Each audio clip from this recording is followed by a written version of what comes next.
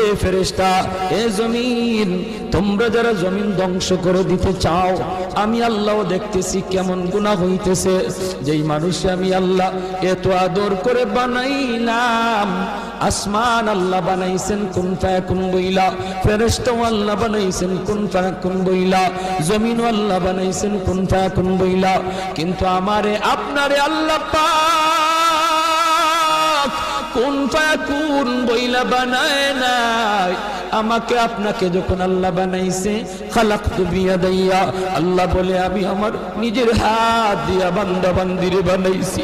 কারণ এই চেহারার মধ্যে এত দামি কপাল, ওই কপাল দিয়া বান্দা আমার কুদরতি কদমে সাজদা দিবে।